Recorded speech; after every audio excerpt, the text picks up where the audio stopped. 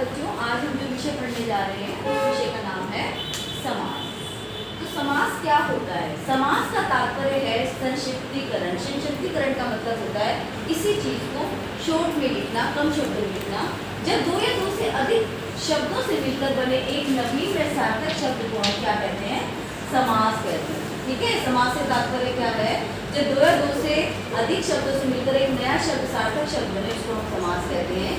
जैसे रसोई के लिए घर, यहाँ पर कई शब्द हुए हैं, देखा जाए तो 5 शब्दों का प्रयोग हुआ है, 4 शब्दों का। तो इसे हम क्या कहेंगे? रसोई घर। क्या कहेंगे?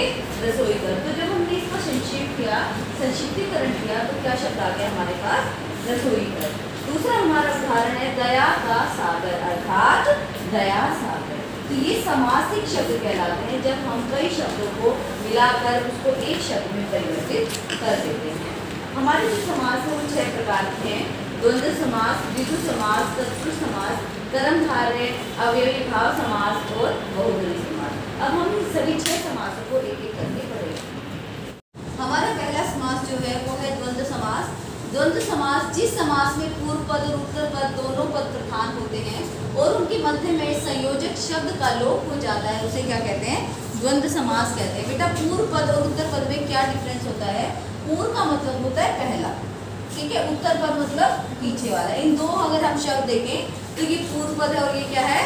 उत्तर पद। यहाँ पर क्या होता है? पूर्व पद और उत्तर पद दोनों प्रधान होते हैं। इनमें जो बीच का योजक शब्द होता है ये लोप हो जाता है, यानी कि और चला जाता है और उसकी जगह क्या लग जाता है? ये संयोजक चिन्ह लग जाता है। इस चिन्ह को क्या कहते हैं? संयोजक चिन्ह। ठीक है, तो यहाँ पर लोप हो जाना मतलब जैसे आप कहते हैं हाइड हो गया, छिप गया, नहीं रहा, तो यहाँ पर और नहीं रहता, और की बजाय में यहाँ पर चिन्ह आ जाता है। और यहाँ पर पूर्व पद और उत्तर पद दोनों प्रधान होते हैं। ऐसा जो समास होता है वो द्वंद्व समास कहलाता है। पहला शब्द है माता पिता, यानी कि माता और पिता। दूसरा है राम कृष्ण, राम और कृष्ण। तीसरा है भाई बहन, भाई और बहन। तो इस पूरे समास के अंदर जहाँ भी आपको योजक चिन्ह लगे तो आप योजक चिन्ह देख के समझ जाना कि कौन सा समास है? द्वंद्व समास है। इसको बच्चे डैश भी बोलते हैं, ठीक है, द्वंद्व समास है। और इसके यहाँ पर एक शब्द का लोप हो रखा है, वो शब्द क्या है? और या भी हो सकता है, ठीक है। अगला हमारा समास है द्विगु समास। कौन सा समास है? द्विगु समास। जिस समास में पूर्व पद संख्यावाची हो, संख्यावाची गिनती सबको आती है 1 2 3 4 5 6, तो संख्यावाची हो, वहाँ पर द्विगु समास होता है। यहाँ पर उदाहरण है नव रत्न, यानी कि 9 रत्नों का समूह। नव आगे, नव का मतलब 9 होता है, तो यहाँ पर संख्यावाची हो गए, तो ये कौन सा समास हो गया आपका? द्विगु समास। अगला है सप्तद्वीप, 7 द्वीपों का समूह। तो यहाँ पर भी संख्यावाची, संख्या आ गई ना, 7, सप्त का मतलब 7 होता है, तो ये कौन सा समास हो गया? द्विगु समास आपका हो गया है। तीसरा है चौराहा, 4 राहों का समूह। इसमें त्रिभुज भी आ सकता है, चतुर्भुज भी आ सकता है, क्योंकि वो शब्द आपकी गिनती वाले हैं।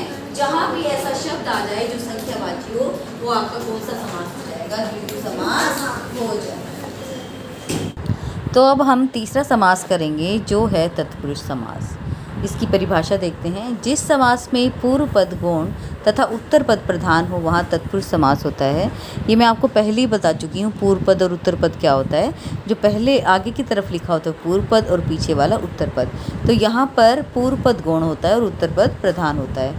इसमें कारकों के आधार पर 6 भेद किए गए हैं: कर्म, करण, संप्रदान, अपादान, संबंध और अधिकरण।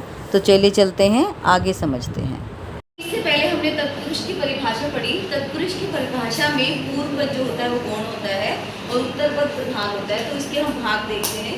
सबसे पहले आता है कर्म तत्पुरुष, जैसे कि मतदाता, मत को देने वाला। यहाँ पर जो को आया है वो कर्म को प्रदर्शित कर रहा है। दूसरा इसका उदाहरण लेंगे जो हमने करण तत्पुरुष से लिया है, जन्मजात, जन्म से जात, जो से है वो करण के कारण यहाँ पर प्रस्तुत हुआ है। संप्रदान तत्पुरुष का उदाहरण लीजिए, हथकड़ी, हाथ के लिए कड़ी।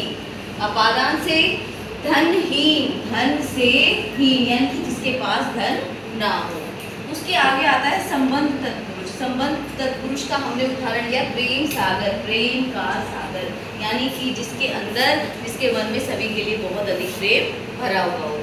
अगला हमारा जो इसका अगला भाग है वो है कर्मधारय समास। जिस समास में पूर्व पद विशेषण और उत्तर पद विशेष्य होता है वह कर्मधारय समास कहलाता है। विशेषण और विशेष्य को समझेंगे। विशेषण मैंने आपको पहले ही बता रखा है, जो शब्द किसी चीज़ की विशेषता बताएं वो क्या होता है, विशेषण। किसी चीज़ मतलब संज्ञा और सर्वनाम। तो विशेषण विशेष्य से पहले होता है। तो अब ये विशेष्य कौन सी चीज़ आ गई? विशेष्य मतलब जिस चीज़ के बारे में बताया जा रहा है। उदाहरण देखिए, जैसे ये है शब्द है नील कमल। क्या है? नील कमल। तो यहाँ पर जो नील है वो क्या है? विशेषण। क्या है? विशेषण। और ये जो शब्द कमल है ये है विशेष्य। क्या है?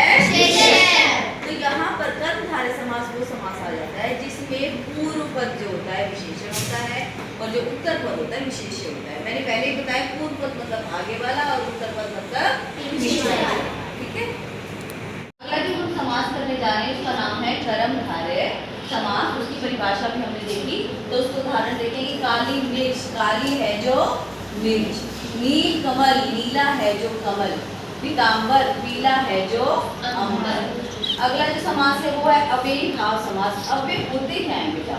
पहली बात तो ये अव्यय भावी समास वो समास होता है जिसमें पूर्व पद जो होता है मतलब आगे वाला शब्द होता है वो अव्यय होता है। अब बात आती है अव्यय होता क्या है। अव्यय ऐसे शब्द होते हैं जिनके ऊपर काल का कोई प्रभाव नहीं पड़ता। जैसे एक एग्जाम्पल मैं दूंगी। एक एग्जाम्पल है, मैं प्रतिदिन विद्यालय आती हूँ। प्रतिदिन शब्द का प्रयोग किया।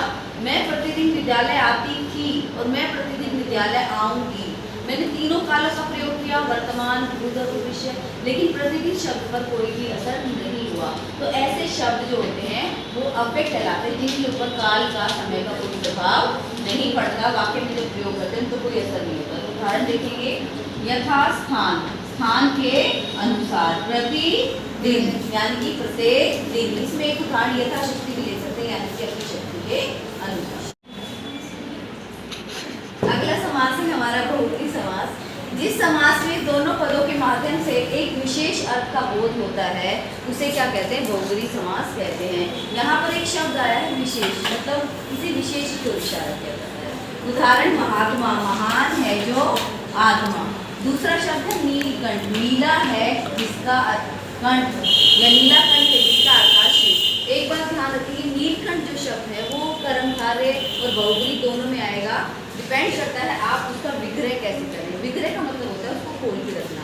अगर आप लिखते हैं नीलाकंठ है जिसका अर्थात शिव तो बहुव्रीहि आ जाएगा क्योंकि शिव हमारे विशेष है। लेकिन अगर ये लिखे नीला है जो कंठ तो नीलकंठ आएगा, वहाँ कर्मधारय हो जाएगा क्योंकि हमने विशेष और विशेष्य उसमें दे दिया है। अगला शब्द है लंबोदर। लंबा है उदर जिसका अर्थात गणेश, क्योंकि उनका जो पेट वाला हिस्सा है उधर कहते हैं पेट को बहुत बड़ा है तो गणेश जी को लंबोदर बोला जाता है। अगला शब्द है मक्खी चूस, बहुत कंजूस व्यक्ति। सबके जीवन में एक ना एक व्यक्ति ऐसा आता है, दोस्त में, परिवार में, आपके घर में, ठीक है, जो बहुत क्या होता है कंजूस होता है। तो उसको क्या कहते हैं लोग? मक्खी चूस। एक विशेष उसको नाम दे दिया जाता है। तो आज हमने सारे समास किए हैं। इन सभी समासों के उदाहरण मैंने लिखवाए हैं। आप लोगों को इससे अलग और उदाहरण पता चलते हैं तो आप लिखेंगे और इसकी पूरी पुनरावृत्ति करके लेंगे।